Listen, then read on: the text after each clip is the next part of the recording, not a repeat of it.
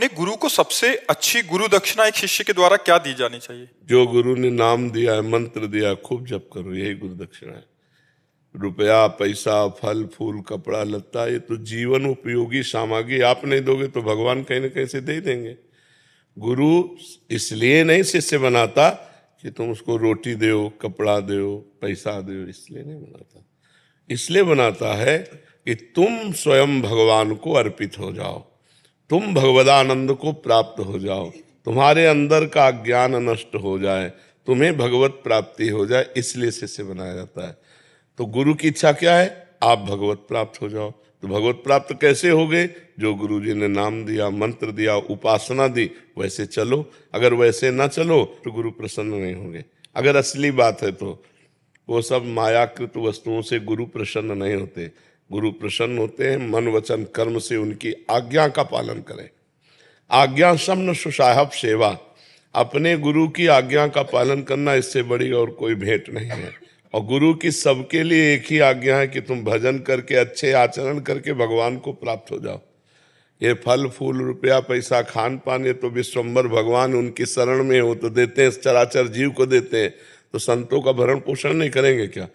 और फिर इतने दिन भजन करने के बाद अगर गुरु की आशा शिष्य पे लग जाए कि ये हमारा भरण पोषण करे, तो गुरु किस बात का? वो तो शिष्य से भी गिरा हुआ आदमी है। मान लो शिष्य तो अपने को संसारी मानकर तुम्हारी शरण में आया और तुम शिष्य से अपना आशा रखते हो, तो तुम तो शिष्य से भी ज्यादा गिरे हो। तब लग जोगी जगत गुरु, जब लग रहा निराश, और जब आशा मन में भई तो जग गुरु और जोगी दास। जग गुरु और जोगी दास, जब आशा मन में भई।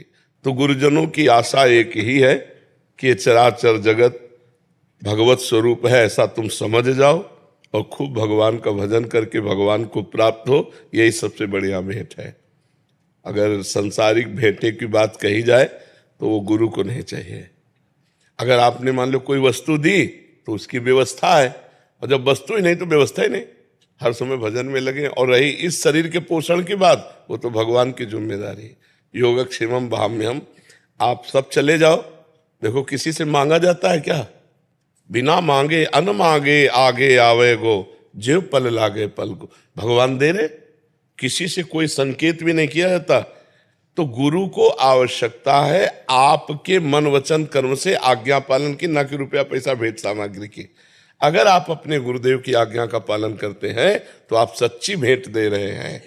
और यही भेंट के लिए तो हमारा आपका संबंध होता है कि आप हम एक हो जाएं, हम जहां हैं वहीं आप पहुंच जाओ।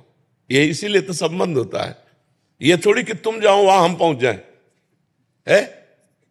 तुम जहां हो वहां हम पहुंच जाए इसलिए थोड़ी होता है। हम जहां हैं वहां तुम पहुंच जाओ।